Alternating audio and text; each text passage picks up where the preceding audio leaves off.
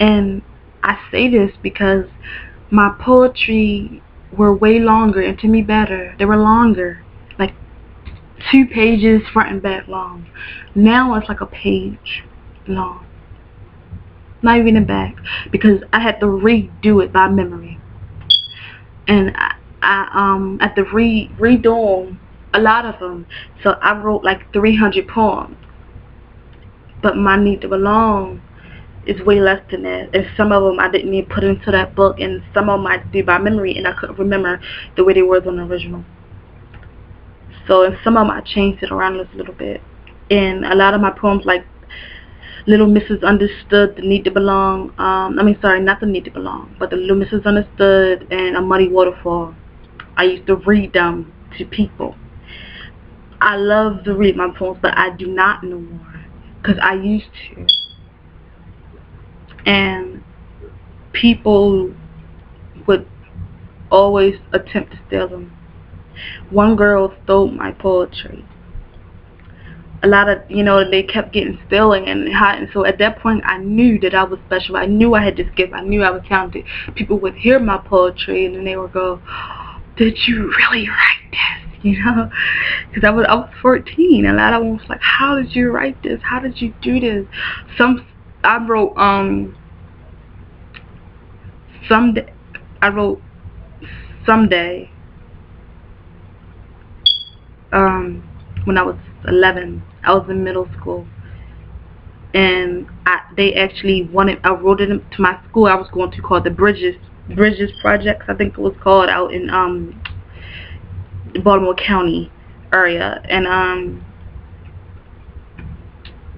basically they wanted me to read my poetry all the time on the intercom, and everyone heard it, and I read it, all the classrooms heard it, and they really loved it.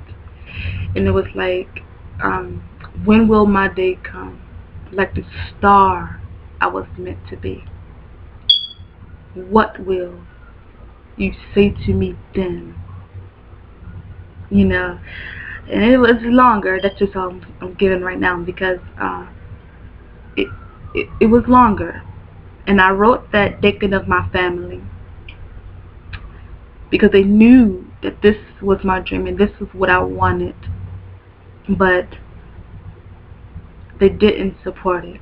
Not that they said, "Oh, it's stupid," they just ignored completely the fact, and they just didn't encourage, didn't do anything. They didn't make or break it, just didn't. Period.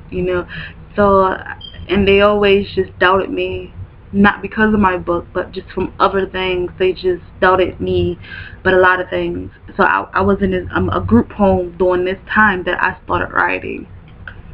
Well, I always wrote since I was like 8, but since I decided to write professionally, to want to write a collection to place in a book, I was like 14 years old, and I'm 20 now.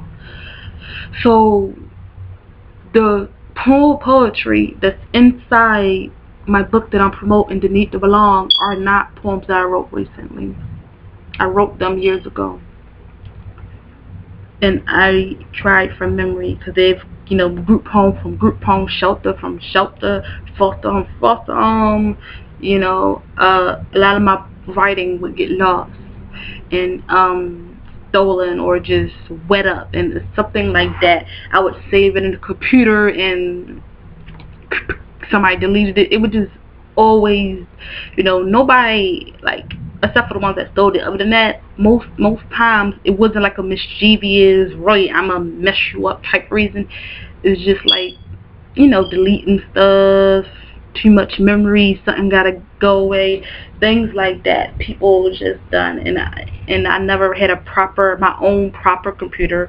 I would like work at the library and write, or things like that, or borrow somebody else's computer. And then especially being in the group home, like I wrote this story, and if I decide to publish it, I may have to do it all over by memory, by the idea I had. I wrote another story that's lost in translation, but it was an amazing story, and it's just, I was giving up. I was really giving up with my writing, But I didn't want to give up because I believed that I had such a gift. I would go to open mics in Catonsville and Baltimore, and I would read. People would listen. They would clap.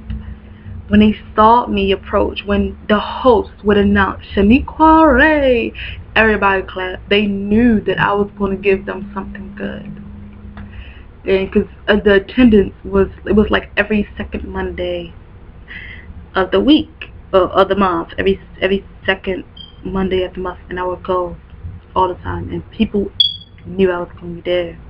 And when I didn't show up, they would go, "Oh, what happened? Why you didn't show up?" I almost had a fan base. So people liked me, and I hope you guys like me too. And I'm sure you will, because I've never heard no one, not one person, leave a bad comment about my poetry. No one has ever said anything bad about what I've written.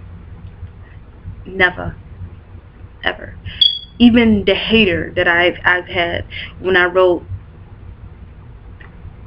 Little Mrs. Understood. I wrote that when I was in the same group home,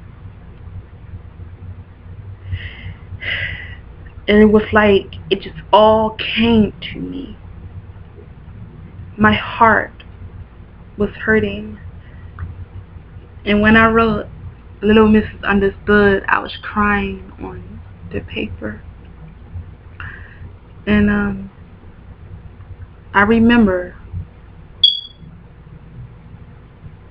I didn't write it like I do now. When I write now, I just write as that thoughts and ideas, like it just comes just like this.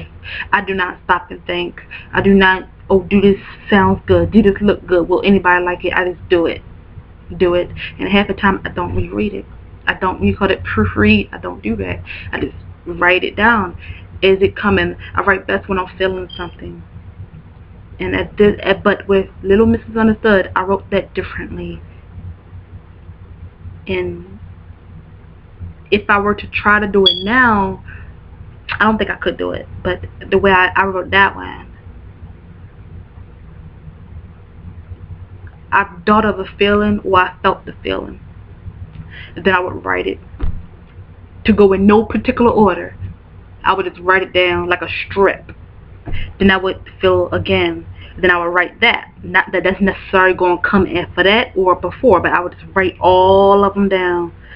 And it would just like strip, strip, strip, strip, strip. And then I